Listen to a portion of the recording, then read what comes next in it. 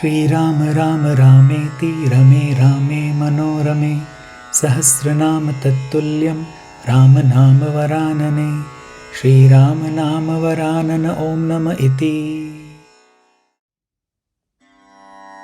ओम सहनाववतु सहनौ भुनक्तु सह वीर्यं करवावहै तेजस्विनावधीतमस्तु मा विद्विषावहैः। ओम शांति शांति शांतिः। Welcome back. The text has reached the man of realization. The statement goes, एवं च वेदान्तवाक्यैः सद्गुरु उपदेशेन च सर्वेष्वपि भूतेषु येषां ब्रह्मबुद्धिरुत्पन्नात् ते जीवन मुक्तः इति अर्थः। in this way, evam cha, Vedanta Vakya, by the statements of Vedas, Vedanta, Tattvamasi, and the Upadesha of the Guru, with the knowledge of the Vedas and by the experience of the Guru's words, the knowledge that dawns, it gives that individual Jivan Muktah. What is such knowledge? The knowledge that transcends the barriers of limitation. We know that the world is known as Desha, Kala, Vastu, meaning that the world is of time and causation. The one who transcends Desha, Kala, Vastu, Aparichinna, who transcends with the knowledge of Vedanta and by the words of the Guru, such an individual is known as Jivan Mukta.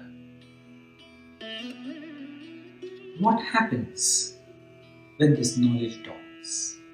Actually, we want to know this because this is that aspect where the text is coming to a conclusion. And whether it be the mantra sections of the Vedas, whether it be the Brahmana section of the Vedas, or whether it be the Upanishadic section of the Vedas, each of these texts which appear in these three different parts of Vedas, they always start with for whom this knowledge is given. Adhikari, the student who is fit to receive this knowledge. Meaning, one has to have the aptitude for a particular knowledge. Not everybody who is very intelligent would want to become a medical doctor. Not everybody who's extremely strong would want to pick up arms and go on the front, become an army man. These are different aptitudes, the inclination of the mind. We are born with it. At the same time, while we are growing up, from childhood, from the time we are born to the growing up, the samskaras, the conditionings, the thought process that has been developed in us due to the surrounding and the education gives us this aptitude of what I want to do, what I want to achieve. And this freedom is only for humans.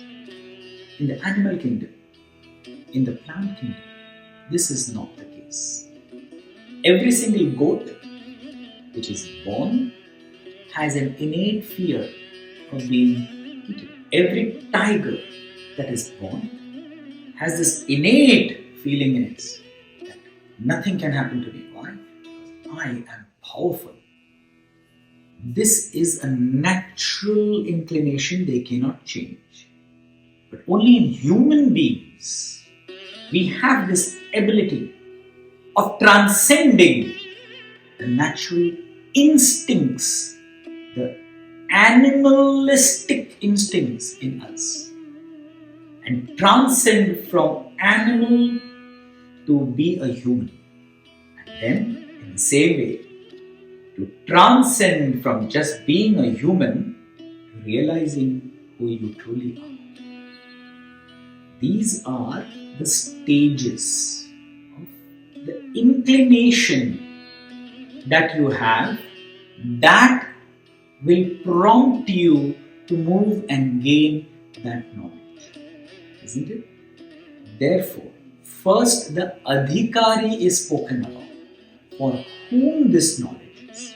The same way this text started with sadhana chatushtaya sampanna adhikari. An individual who possesses all those four gunas, aspects, qualities, will fully benefit by the text. The next aspect of the entire Vedic literature, the Upanishads, is what the subject matter is. Just as on today, we have a textbook. On the top of the textbook, outer cover, it is already written what this textbook covers. If you have the aptitude for Atma Vidya, then you follow this text. Then you follow the master. The next aspect is always explaining the content matter in its absolute detail. Upon knowing the content matter, upon learning the content matter, upon realizing the content matter, the last aspect tells you about the relationship between this content matter and the subject, the topic. Means Phalashruti. What does this book achieve? What will you achieve by knowing this knowledge? Phalashruti. These four are called Anubandha Chatushtaya. Classical textbook is known by these things. When a classical textbook is written, these are the thoughts which are absolutely clearly indicated before the text even begins. And now we have reached to the fourth aspect, the final, the Sambandha, the Phalashruti. So naturally we will be interested in knowing how and what and who is this individual known as Jivan Muktah. What is this Jivan Muktah? Who is this Jivan Muktah? How does he think? How does he be? So the text says, Nanu Jivan Muktah Kaha Yatha Dehoham Purushoham Brahmanoham Shudroham Smi iti Dridanischaya Tatha Naham Brahmana Na Shudra Na Purusha Kintu Asangha Satchidananda Swarupaha Prakasha Rupaha Sarva Antaryami Chidakasha Rupo Asmi iti Dridanischaya Rupo Parokshajnanavan Jivana Muktah. I wake up and I know I am a man. In the whole day, whatever activities that I do, every activity that I do is from this subconsciously known knowledge that I am a man. The identification is so strong that I don't even need to repeat it in even once while brushing my teeth. Oh, I am a man. I don't have to say this. Why? It is ingrained in my subconscious. It is ingrained in me. Oh, I am this. Oh, I am that. I am a Brahmana. Oh, I am a Shudra. Oh, I am a businessman. Oh, I am a worker. Etc. and etc. These are all the limitations, superimpositions on us. And this is our reality as of today. But with Vedanta and the explanation of the Guru, when you have this firm conviction that I am not the body, I am not a Brahman, I am not a Shudra, I am not a businessman, I am not this, I am not that, I am not that. when there is a dridhanishchaya in your mind becomes perfectly clear on this, that you are Satchidananda. I am existence, consciousness, bliss. That I am asangaha. What is the meaning of asangaha? Unattached. As the example of Pratibimba, the reflected sun in the bucket was attached to the limitations of it. But the sun, pure sun, was unaffected, not bound, not attached to anything. I am that pure consciousness, unattached. Asanga, Satchidananda Swarupa. Sat, Chit, Ananda. Sat, that means reality, the truth. Chit, pure consciousness, awareness. What kind of awareness? Awareness without any physical presence, without any physical attachments, without any physical presence. Pure awareness. And Anand, bliss, meaning infinite. The meaning of infinite means Purna. Purna means complete, means full, means absolute, means it doesn't need anything. When you don't need anything, you are in bliss. Understand?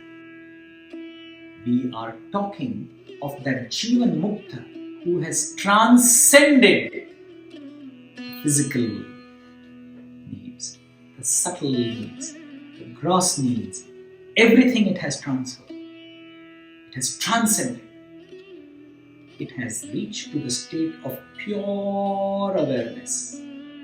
Therefore, he identifies completely only as itself, Satchidananda Swarup, Prakash Swarup. The knowledge that enlivens in you, that enlivens the body, that enlivens the mind, that enlivens those thoughts in the intellect, is the Prakasha, is the Swarupa, is the source of that knowledge, which is expressed as brightness, as light, as Prakasha. That I am.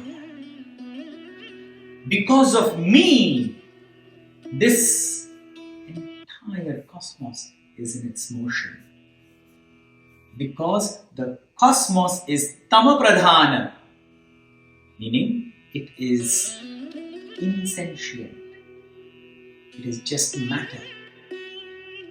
I am the sentient factor, the Swaprakasha in them, which enacts them to move. Sarva Antarayami. The example, once again, of the buckets, hundreds, thousands of buckets, but one sun reflecting in thousands and millions of buckets, and the waters of the whole universe. In the same way, the same consciousness is shining in all the individuals, in all the living creatures, in all the beings, is one. That I am. I am the indweller of all. This is called oneness. This is called the vision of oneness. If I am throbbing in you, if I am throbbing everywhere, how am I different than you? Are we not one? Will this thought not absolutely and completely stop the wars of the world? The differences that we see between one brother and another, between man and man, woman and woman. This is Vedanta. It has the message for world peace. It tells us not to be tolerant with each other. teaches us, it explains to us, you are one. Where is the question of tolerating each other? You are me and I am you. I am Sarva Atma, Sarva Bhutatma, Mama. As the great Tulsidas Maharaj, who has written the Ramcharitamanas, he says, Siya Ram mein sab jag jani, kaun paranama jori jug ani. Knowing that the entire world is nothing but Ram, I went and I bowed to everyone. Why? Because the vision has become that broad. Everywhere that I go, it is only I. It is only my Ram. It is my Ishwar. I bow to everyone because everyone is Ram. This is the vision of Vedanta. Chidakasha. That I am Chidakasha. What is Chidakasha? Akasha means space. There is a Ghatakasha, means space in a pot. Then there is a Mathakasha. Matha means ashram. Ashram space. There is a pot space which is in the ashram space, which is in the general space. But everything is in Chidakasha, means in the consciousness. Consciousness is which is prevalent in that pot space. When the pot space breaks, it is already in the ashram space. Ghatakasha breaks, it is already in Mathakasha. When all the walls and boundaries of the ashrams are flattened, entire ashram is merged into the Akasha, in space. And when all the space is folded up in the Mahapralaya, it is in Chidakasha. And that Chidakasha Ahamasmi, I am the Chidakasha, which gives space even to the space. I am unlimited, infinite self. This does not mean that today you go to your wife and tell, hey, touch my feet. Why? I am Chidakasha. He'll take the broom and give it on your head. This does not come. This realization just does not come by listening. It has to be experienced. Aparoksha. Aparoksha means there are ways of experiencing, isn't it? One, I can see something and I can experience. This seeing something and experiencing is called pratyaksha. Means direct. I am directly seeing. This is pratyaksha jnana. I am knowing this directly because I am seeing it, I am hearing it, I am tasting it, I am smelling it, I am feeling it. Direct knowledge. Then there is another way of knowledge, which is paroksha. Means heard from somebody, read in a book, seen in a movie, or somebody has visited a place and has been telling me the tales and narration of a place. This is inferred knowledge. There is something even more direct than direct knowledge. Why? Direct knowledge is not really direct. It is your eyes which meet the object. One, the object is there. Two, the eyes are here. Three, the eyes send the message to the mind. Four, the mind had a previous experience of that object. Then that object is seen in the mind. Had that mind not known that object, there would have been no knowledge of the object.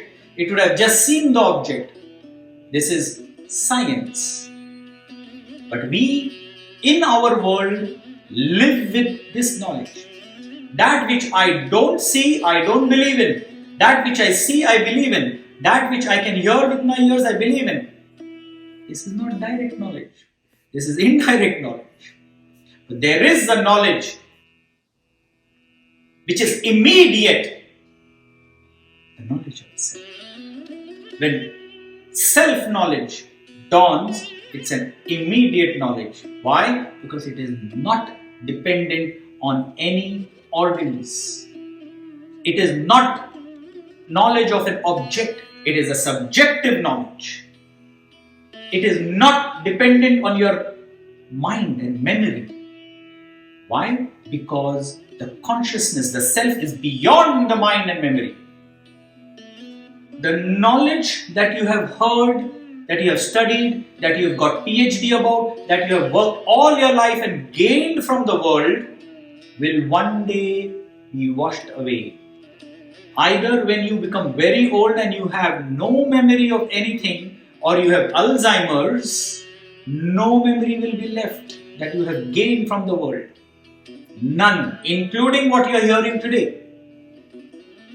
But once you have gained the self-knowledge with direct knowledge, aparoksha jnana. Aparoksha, paroksha. Aksha means eyes or knowledge. Aparoksha means immediate knowledge, which cannot be taken away. Why? Because it is the knowledge of the self.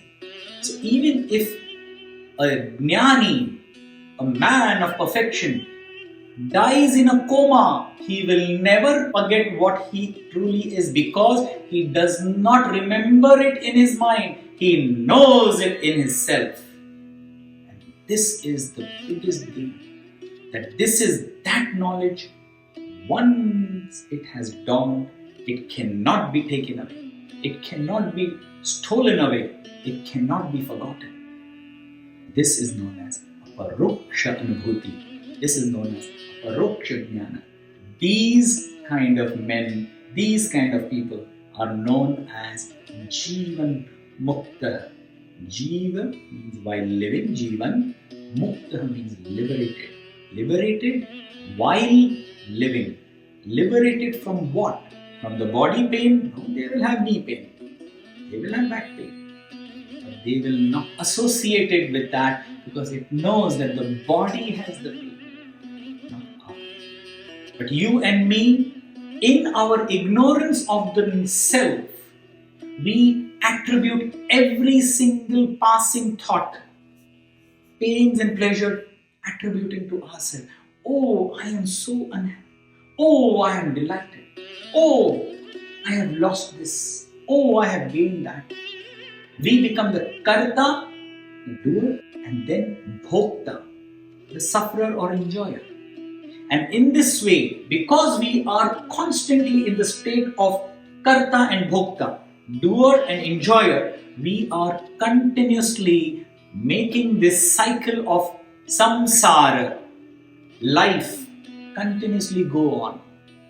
It never stops, because you never break away from this identification. You never come to the reality that who truly you are. However, the man of knowledge, known as the jnani or Jivan Mukta, he reaches that state where he, the individual, has realized his true self. Then he lives in the world just like you and me. He lives amongst us. He eats, drinks just like you and me. He realizes that he is not the body, not the mind, not the intellect. That the world is only apparently real. And that the self is Satchidananda Swarup, to whom there is no birth, no death. Why? Bhagavad Gita explains in such way. What is Atma? काट सके न उसे शस्त्र, अग्नि भी न जला सके, न भिगो सके उसे पानी, वायु भी न सुखा सके। जो झिरता टूटता नहीं, भीगता सुखता नहीं, आत्मा नित्य है अविनाशी, शरीर के मृत्यु से भी ना मरे. It is that which does not die when the body dies. Why? Because it is never born. It is pure consciousness. It is always from anadi to ananda. This is the state of the mind of the jnani. If this is the state of the jnani, then what happens to his karma? We are Hindu and we believe in the karma. The master said that he is surpassing and beyond all the three, body, mind and intellect. But the body still continues to live, eat and drink. That means it is performing karmas. This is what the book, the text comes to the point where when you say you are free from the bondage of action, the bondage from complete actions. When we perform an action, the karma theory says that the reason this thought of action came to us, the Jiva, is because of a past action that we had performed, karma, and that karma phala, the result of that karma, has brought us to this point where we are wanting to do that particular action. It's an inclination to do that. And when we do that action, depending of the desire, I want to do that action in the future again.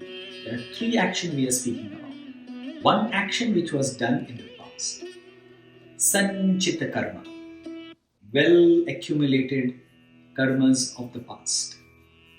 The second karma, which is the result of the karmas that we had performed before, which has come to our present action, which is called prarabdha karma, the action which you are doing, about to do now. Prarabdha, I am doing it now. Prarabdha. The desire of doing it again in the future will give birth to future karmas. Agami karma. The karmas of the past, sanchita karma.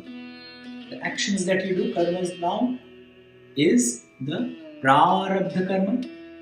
And the results of this karma which is going to come in the future, agami karma. First let us take with the agami karma. For a man of realization, he has dropped the identification with the body, mind and intellect. He is no more karta, therefore he is no more bhokta. He is no more karta means he is not considering himself to be a doer. Why? He is chidakasha. He is not identified with the body, mind and intellect anymore. So, how can there be any more karmas to him? So, all the agami karmas cannot come to him. Why? Why it cannot come to him? Because he is not identified.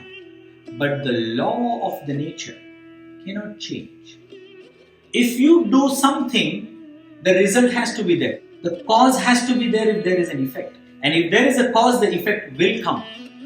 Where does those karmas that he does, Jnani Purusha does, after being liberated go? किंच ये ज्ञानिनं स्तुवन्ति भजन्ति अर्चयन्ति तान् प्रति ज्ञानिकृतम् आगामि पुण्यं गच्छति. ये ज्ञानिनं निन्दन्ति द्विषन्ति दुःखप्रदानं कुर्वन्ति तान् प्रति ज्ञानिकृतं सर्व आगामि क्रियामानं यद् अवाच्यं कर्म पापात्मकं तद् गच्छति. सुहृदयः पुण्यकृतं दुर्हृदयः पापकृत्यं गृह्णन्ति इति.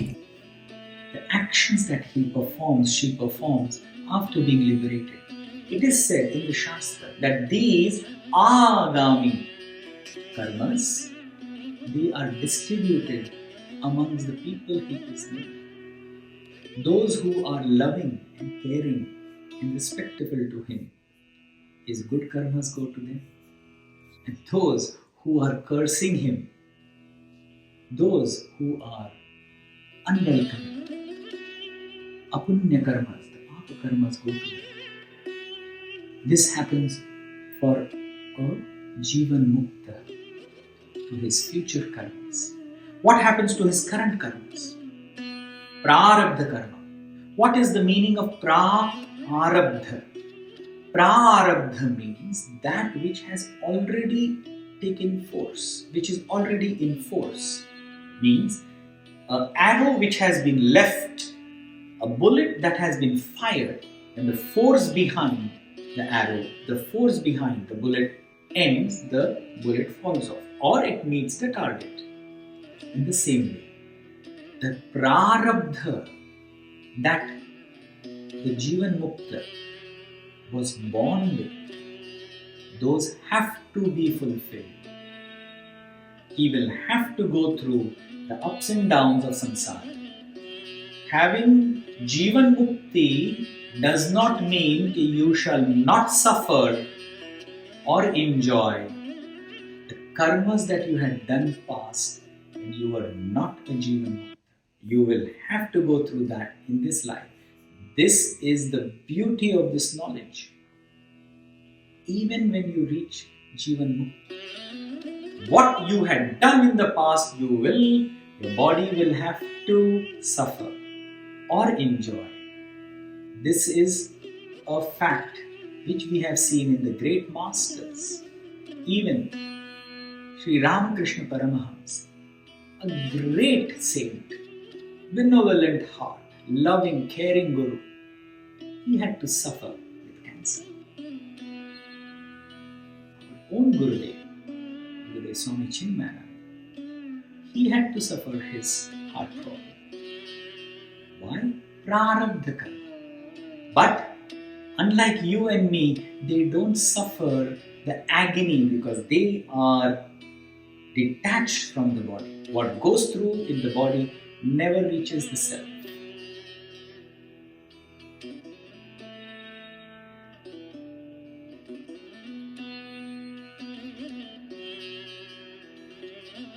This is about prarabdha.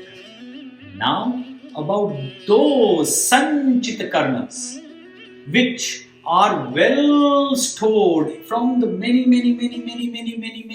lives that have been done, which have not yet become prarabdha, which would have become prarabdha in the future lives. What happens to that sanchita karma?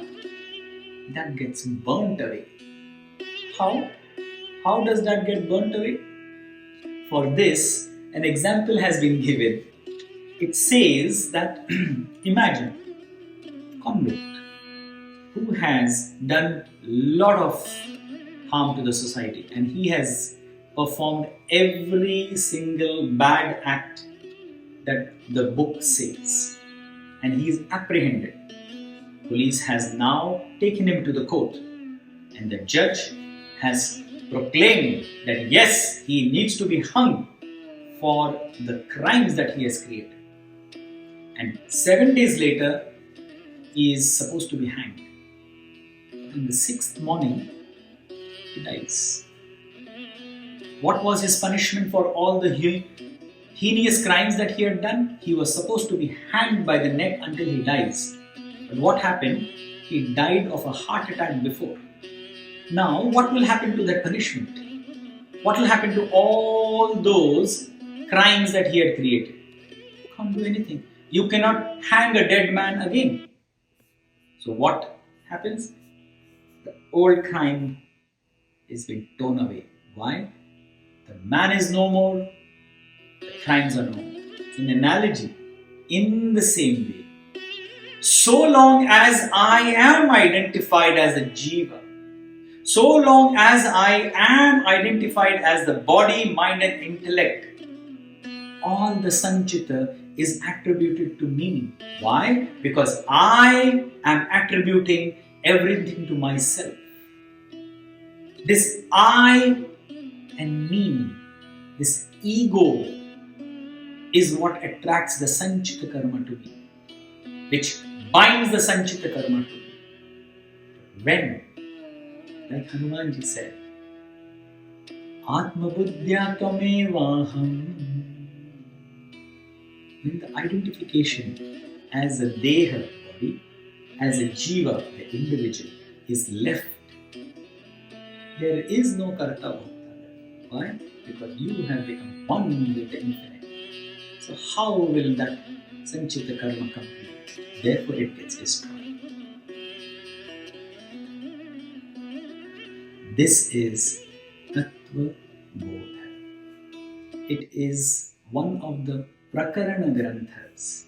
Prakarana Granthas means a text which is a preliminary text, a text of terminology. This text is principally designed for a sadhaka who is embarking the journey of spirituality. But if a sadhaka follows what the text has said under the guidance of the Guru, this text has the potential to take you to Jivan Mukti here and now. This text also becomes the foundational text for the other Vedantic texts such as Bhagavad Gita, the Upanishads and Brahma Sutra.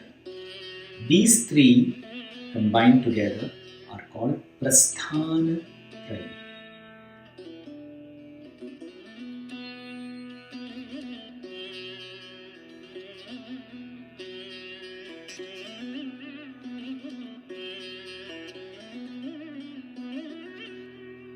To a seasoned student, to a student who has studied these texts, the Prasthanatraya, after going through this Prasthanatraya, the masters suggest to such seasoned sadhakas to go back to Tattvabodha so that clarity of your thoughts with the purity of mind is regained.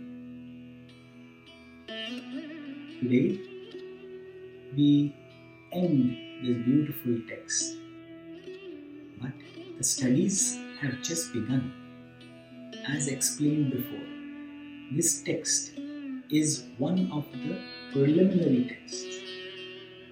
By the grace of Bhagavan and by the Ashirwad of our Guru, we intend to take the entire Vedanta Shastra for the benefit of our sadhakas, for the benefit of our students who are unable to reach the Master yet. But with this prayer in our heart, that these videos kindle that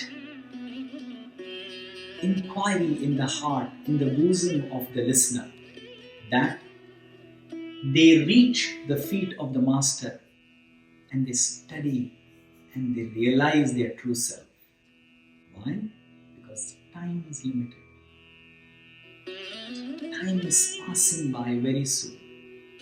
Kala kridati gacchati ayu. Time is playing with us and our age is passing. Tadapina munchati asha. And yet, as the age is passing away, still we are not able to leave the attachment of the world, the attachment of the body. As on today, we know three things: that we have taken a birth, that we have to live a life, and one day we are going to die. This is the reality of the world, 90%, 99% of the world. Few percentage of the world think that after they die, they will go to heaven and there they will enjoy.